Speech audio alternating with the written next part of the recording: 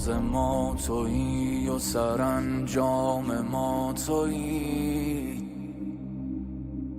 Be تو مسیر عشق به آخر نمیرسد. اعوذ باللہ من الشیطان الرجیم، بسم اللہ الرحمن الرحیم، الحمد للہ رب العالمین، وصلی اللہ علی سیدنا و نبینا محمد وآلہ الطاہرین۔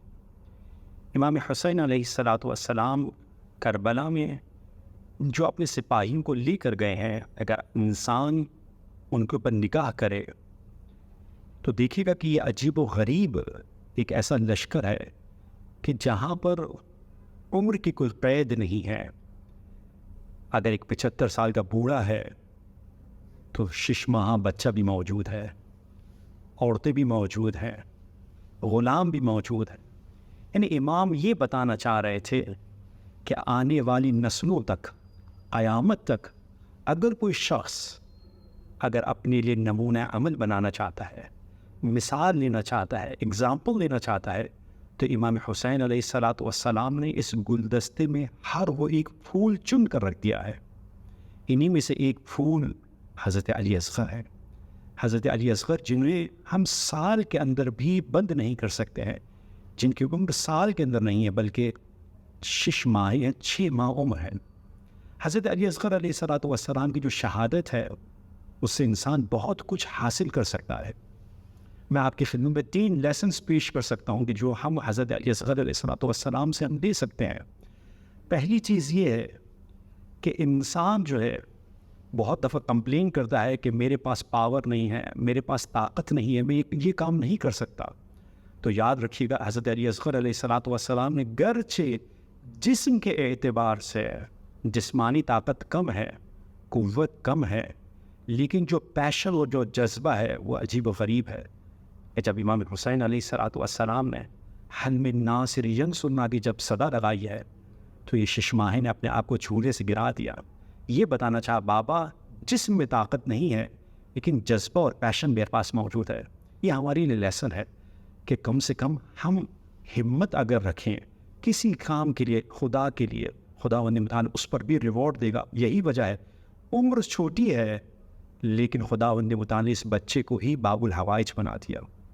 دوسرا لیسن جو ہم حاصل کر سکتے ہیں وہ یہ ہے کہ سخت ترین منزل کے اوپر امام حسین علیہ السلام نے کہ وہ منزل ہے کہ جہاں پر اپنے 6 ماہے کو جب لے کر آئیں فوج اشقیاء کے سامنے اور کہا کہ اگر تم مجھ پر رحم نہیں کرتے ہو تو اس 6 ماہے پر رحم کر لو، اسے کچھ پانی پلا دو۔ یعنی امام نے اس سخت ترین منزل پر بھی ہدایت کے عمل سے پیچھے نہیں ہٹے۔ ہم پر جب کبھی مصیبتیں اور پریشانیاں آتی ہیں تو ہم کیا کرتے ہیں؟ ہم خود کو بھی بھول جاتے ہیں، ہم خدا کو بھی بھول جاتے ہیں۔ امام حسین نے یہ بتلانا چاہا کہ دیکھو سخت ترین منزل کو بھی اپورچونٹی کے اندر تبدیل کر دو، لوگوں کو دین کی طرف بلاؤ۔ تیسری اور آخری چیز جو میں یہاں بتانا چاہتا ہوں وہ یہ ہے کہ خدا کی جانب اکیلے اور تنہا نہ جائیے۔ امام حسین علیہ السلام تنہا نہیں گئے ہیں، ہر ایک کو لے کر گئے ہیں، گھر کی عورتوں کو بھی لے کر گئے ہیں، بچوں کو بھی لے کر گئے ہیں۔ انسان کبھی کبھار خود تو خدا تک پہنچ جاتا ہے، خود تو راہ راست پر آ جاتا ہے لیکن دوسروں کو بھول جاتا ہے۔ امام حسین اگر کوئی ہے تو اسے چاہیے کہ وہ خدا کی جانب مل کر، یعنی ایک کلیکٹیو ایفرٹ ہونی چاہیے، فیملی ایفرٹ ہونی چاہیے کہ خدا کی جانب جائیں۔ جیسے مثلا محرم کے اندر اگر مجالس حسین میں شرکت کرنا چاہتے ہیں تو حسینی بن کر سب مل کر خدا کی بارگاہ میں جائیں۔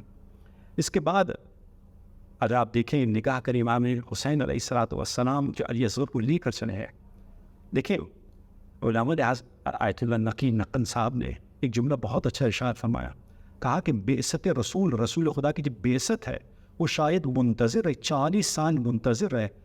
شاید اس کی وجہ یہ تھی کہ اس بعثت کو انتظار تھا ایک علی کا، کہ ایک علی اس عمر تک پہنچ جائیں تاکہ رسول خدا اعلان رسالت کر سکے۔ اب ذرا غور کیجیے، امام حسین کا جو سفر ہے، جو مدینہ سے کربلا تک کا سفر ہے، جو 28 رجب سے شروع ہوتا ہے اور محرم میں جا کر ختم ہوتا ہے، اختتام ہوتا ہے، 6 مہینے کا ہے یہ سفر۔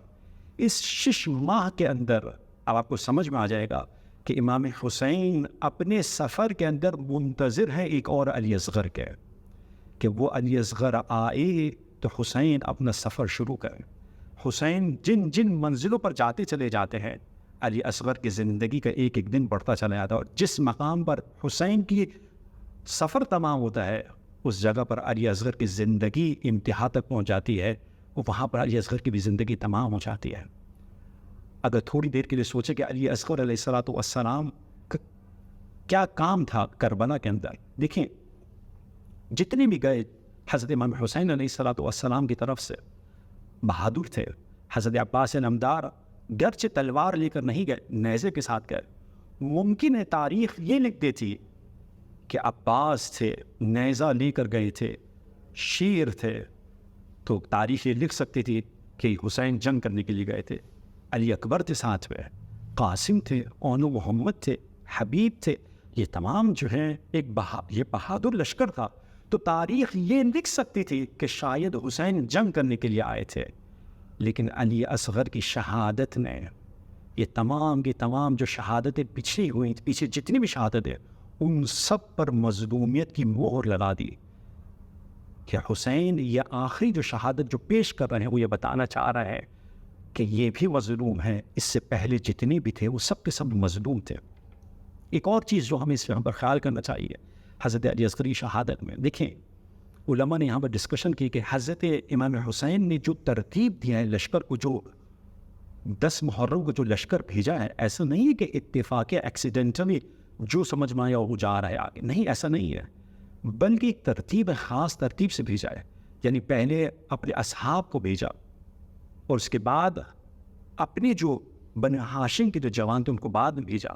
یعنی یہ بتانا چاہ رہے تھے جس میں پیاس کا صبر کم ہے وہ پہلے چلا جائے, جس میں پیاس کا صبر زیادہ ہے, تحمل زیادہ ہے, ٹالرنس لیول زیادہ ہے, وہ بعد میں جائے.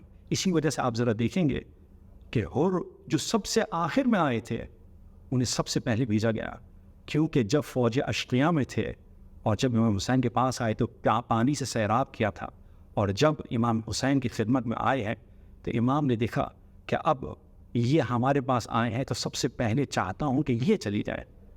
اور اس کے بعد جب بنی ہاشم کی باری آئی تو ایک ایک کر کے سب کو بھیجا شروع کیا. آخر میں حضرت عباس کو رکھا کہ حضرت عباس علمدار لشکر امام حسین کے علمدار ہیں, پیاس کا تحمل زیادہ ہے.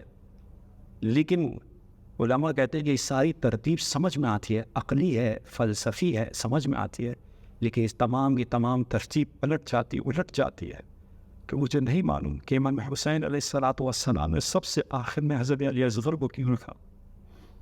کیا پیاس کا تحمل تھا علی اصغر؟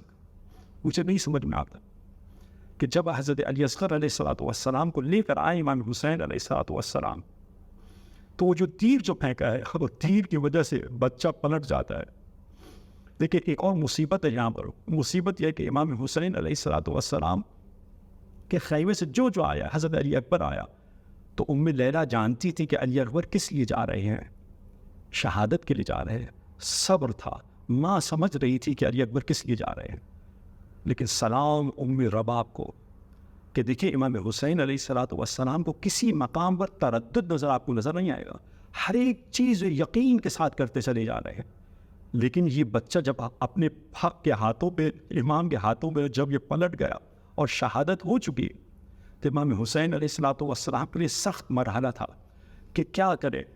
اس مقام پر 7 دفعہ خیمے کی جانب جاتے ہیں, 7 دفعہ خیمے سے واپس پلٹتے ہیں.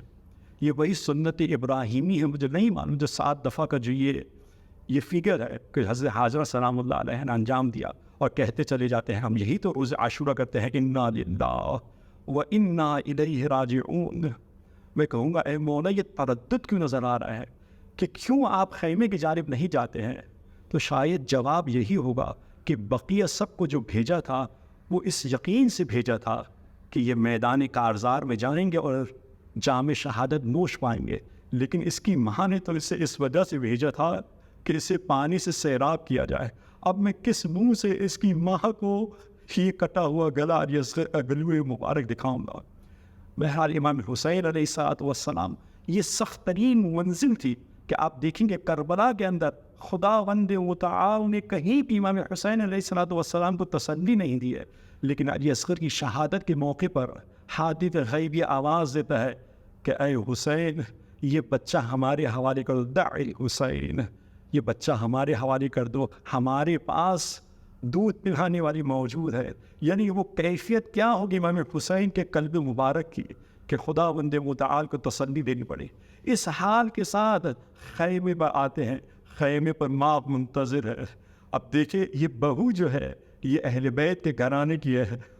امام کے چہرے مبارک سے وہ آثار سے سمجھ گئے کہ کیا پریشانی ہے، اور بچہ شہید ہو چکا ہے۔ کچھ نہیں کہا، ایک جملہ کہا، اور اسی ایک جملے میں تمام مرثیہ ہے۔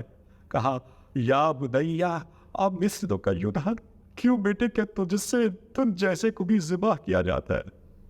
یہ مصیبت ہے حضرت علی اصغر علیہ السلام کے ہمارا سلام حضرت امام حسین کے پر حضرت علی اصغر علیہ السلام السلام علیکہ یا ابا عبد اللہ۔